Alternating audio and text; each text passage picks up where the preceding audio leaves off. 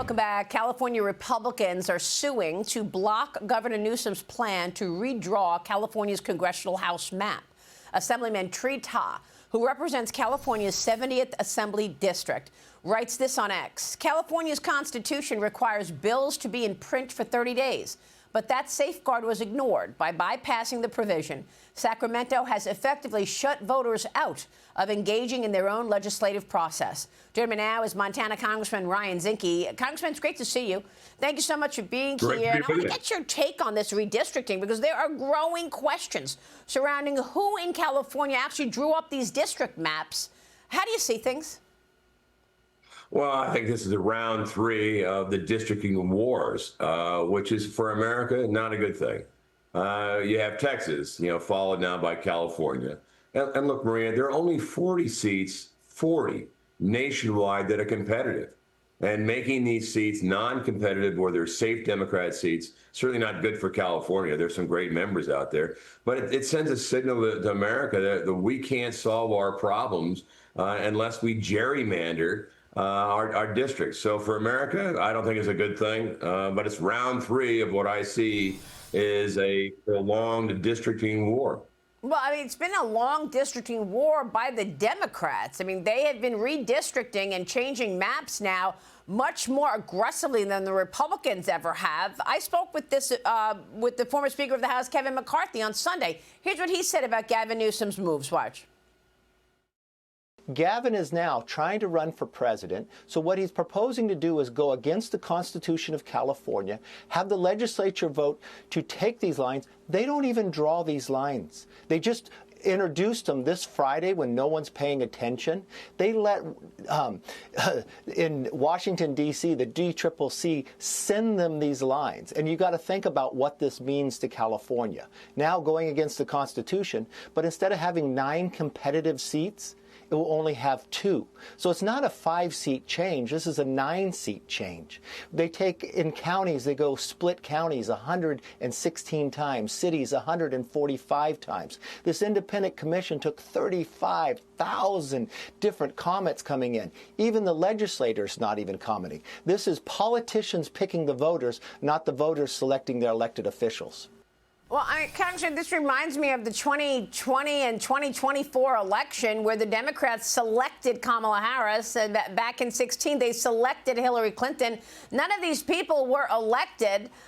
What does this mean for the GOP? How many seats will the GOP lose in California, and what's the impact here? Well, no one knows California or Congress better than Kevin McCarthy, and I think he was spot on. Look, we had 7 seats. They're going to go down to maybe 2 in the Republicans.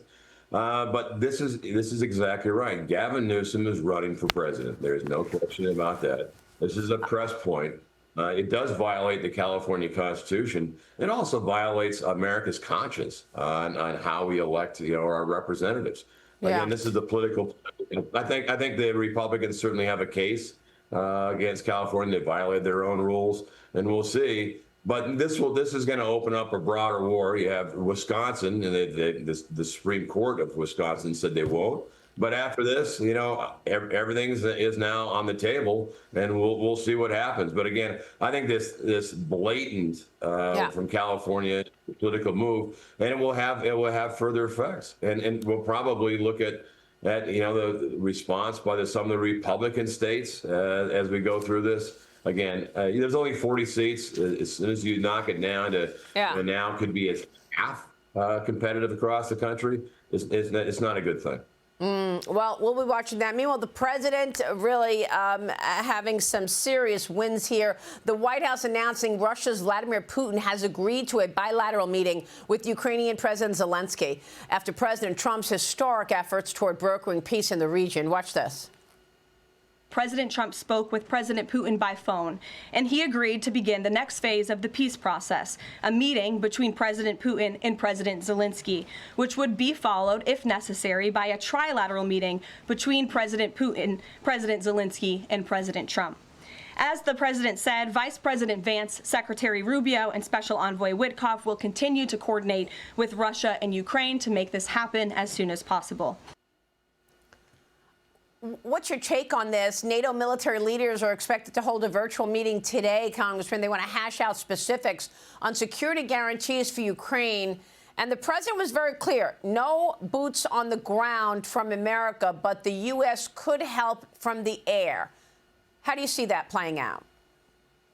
Well, I think this is what leadership looks like. It's amazing to me that anyone would criticize where we're at as a country and what President Trump has done thus far. I mean, he's got a face-to-face with Putin. That said that couldn't be done. And now there's a face-to-face between Zelensky and Putin. They said that couldn't be done. At the end of the day, I think President Trump has been very, very clear is that his goal is peace. Stop the killing. You have between 2,000 and 5,000 people dying every day in the front line. The Donbass people there want peace. Crimean Peninsula, as Trump has said, is off the table to go back, or stay with Ukraine, no matter how you look at it. And I think it'll end up probably with a land bridge between the Crimean Peninsula and Russia. So I think President Trump has done an unbelievable job against long odds. He's engaged in it. I think he hasn't changed where the mission focus is. It's peace. Mm-hmm. Meanwhile, DNI Tulsi Gabbard has removed the security clearances of 37 current and former intelligence officials, saying they manipulated the intelligence. We know that they did. It includes Joe Biden's former Assistant Secretary of State for Intelligence and Research, Brett Holmgren, former Principal Deputy Director of National Intelligence, Stephanie O'Sullivan. She's accused of being involved in the Obama-era probe into Russian influence over the 2016 election, the whole Russia probe. Gabbard defending the decision, saying in part, being entrusted with a security clearance is a privilege, not a right. Your reaction? Well, I think this is a greater play. You look what happened during 45 and when Trump's first term. You had national assets spying on the president. That's what Russian collusion was about. Then you had national assets again spying on the president, and that was the Ukraine crisis over obstruction of justice. And you had national assets spying on the president when he left office. That was Mar-a-Lago. So you had national assets, our intelligence community, spying on a president before, during, and after his presidency.